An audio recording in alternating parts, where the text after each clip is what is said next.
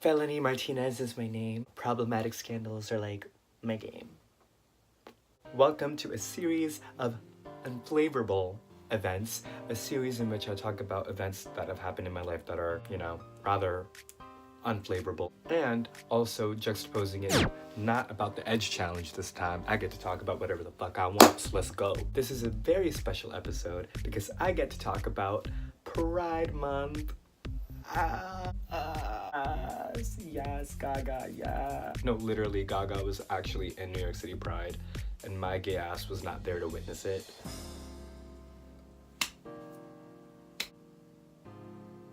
Beggars can't be choosers. I mean, marching at New York City Pride, I'll take it.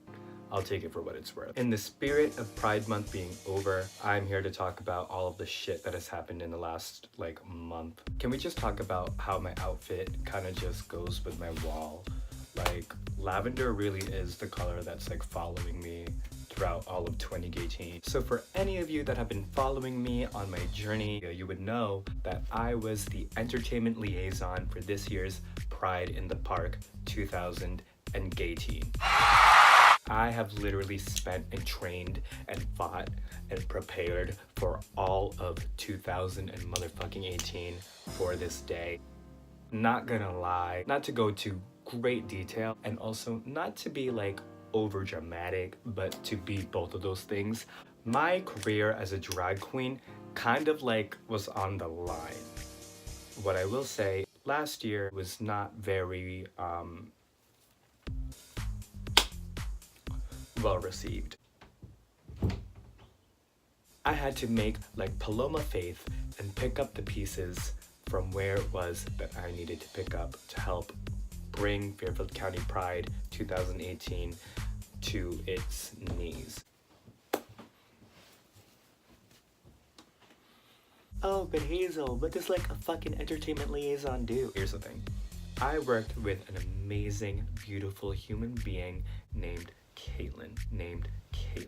And she and I are helping maintain the structure for the entertainment portion. She pretty much was given all of the really crucial information. I knew a little gist of what it was to expect, but a lot of it was playing everything by ear. Now, if you know anything about watching me on a series of Unflavorable Events, one of the big life lessons in this entire year and probably of my entire life is literally living in the moment, and this entire event was surrounded with nothing but doing just that.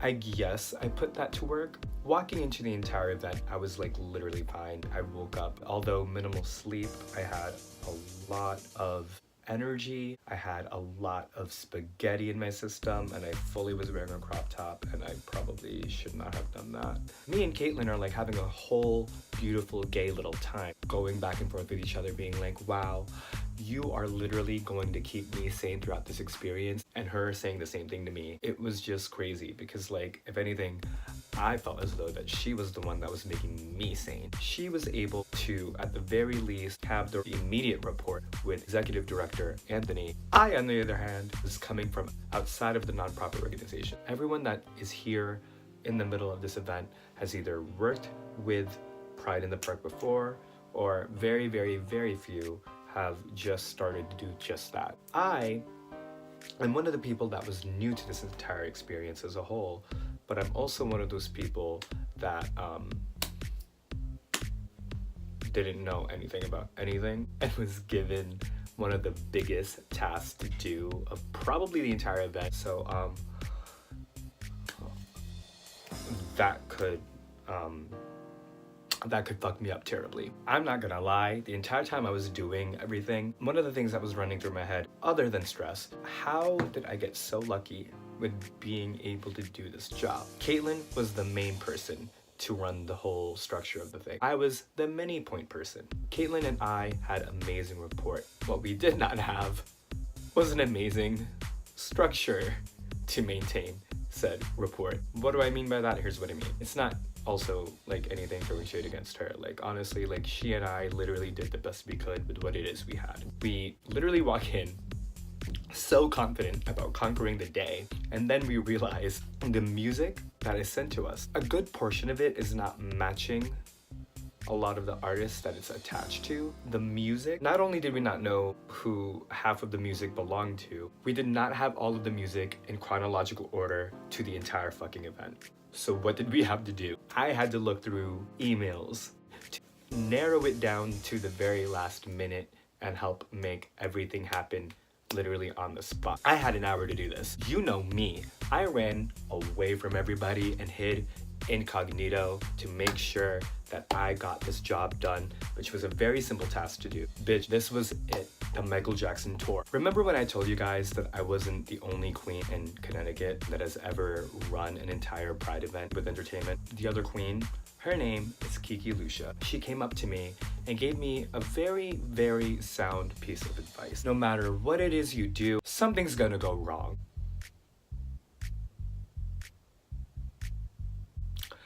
Facts are facts, America. She said, despite what goes wrong, it's gonna be out of your control. What you need to do is realize that the only control you have is how you handle everything that comes your way and that you are doing the best you can with what it is you have. I knew this walking into it, but having her reassure this to me was something that felt very heartwarming to know that someone who has been through it before and take time out of their schedule to make sure that I heard this piece of advice and applied it the best way I could. Everything was pretty much going smoothly. Like although we were running like maybe 10, maybe 15 minutes late, we were still able to do the do. Then came the worst. One of my favorite things that transpired out of the entire event was, I remember saying, we need to make room for X performer to be able to set up with their band.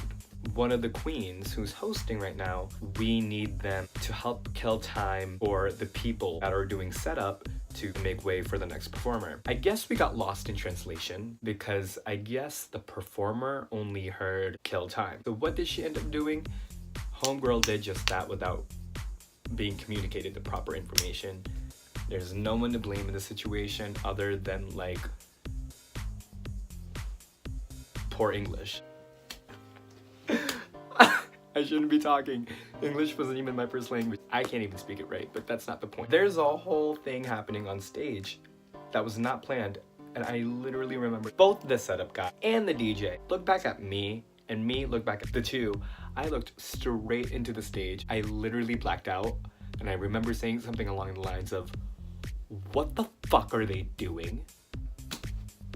I'm having war flashbacks even just talking about this right now. In hindsight, it was actually pretty hilarious, but it wasn't hilarious the fact that this drove us back 30 more minutes behind on schedule. So I remember like low-key like dying, running around the entire fucking park and making sure that people were where they needed to be. My favorite is whenever I was literally told to look for a performer before they performed and I couldn't find them, and I spent an entire time frame just doing this.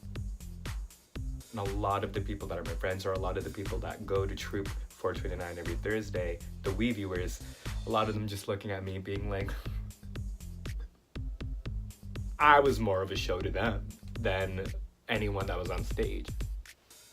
I was a whole production. I was fully Monique Hart in this moment. The Ooh Ah Ah sensation was having her own production called Stressed the Musical. Another one of my favorite things was knowing that every other queen in the tri-state motherfucking area looked at how I was navigating, just doing my job, and them looking at my face and being like, Hazel, are you okay? Hazel, do you need a Xanax? Hazel, do you need some dick? Honestly, I didn't know what I needed. All I knew is that I needed to fucking eat and that I needed the job that I needed to get done. Just as we found the rhythm and the melody Lucas, we needed to find the harmony gem to make sure that all of this shit was going down the way that it needed to go down. I will tell you this with confidence, is that me and Caitlin did everything in our power to make sure when we both left, because we both had to work the after party at Troop 429, everything that was done was going to be done smoothly and quickly and easily. When we both left, it was out of our hands, and it came to my knowledge that the show went on 2 hours too long. Before I even do the after party, let me just say, I had the pleasure of meeting Milk, Chichi Devane, and Jiggly Caliente out of drag as a boy, as Entertainment Liaison, and I came up to them to just kind of like talk to them about their music. I would try to crack jokes to Jiggly Caliente and really try to search her heart of hearts for like a fuck to give, and she could not find a single one to give me about me. She's not a diva. She's not a bad person. She just kind of lives in her own little world, and like I'm kind of like high key here for it. Like I fucks with it heavy, but it was just so funny for me trying to like gain her approval as like a fellow Filipino. She kind of would just look at me like I had three eyes. Like she was just very unimpressed, or it seemed as if she was very unimpressed with like any kind of jokes that I tried to make. Like she kind of was just like, girl, can you not? And me being like, I can't stop being this weird. I'm so sorry. The after party was pretty simple. It was fine. It was great. It was cool. And like Jiggly warmed up to me a little bit more, so it was lit. And I cracked a little Asian joke every once in a blue moon. Finally got her seal of approval as a fellow Filipino. God fucking damn it. Milk was chill as fuck. Bitch fully was just like living her best dreams. Just leaning back, being all chill the fuck axe. And I'm just like, that's the entire spirit of pride that I'm like trying to inherit. Chi-Chi DeVane, that was a down bitch. Y'all couldn't tell me shit. Chi-Chi was a true queen for the people, and I was here for it. Pride in the Park overall, it was a great success. I loved the after party. I loved being able to work at the first ever Pride in the Park after party at Troop for 29 and being able to witness it. Watching it all front row and center, it was just something that was amazing to me. And being able to wear this beautiful ass outfit that Milk fully clocked where she knew I got it from. It was great. Oh wow, I'm already out of track, but I just wanted to say this is clearly the end of part 1 of 2 for the Pride episode for a series of Unflavorable Events. Stay tuned, and I'll have some more content for you soon. If it wasn't for the fact that my phone has literally no storage, then this episode would have been done by now. But in the great words of one Kennedy Davenport, fuck my drag, right? See y'all soon.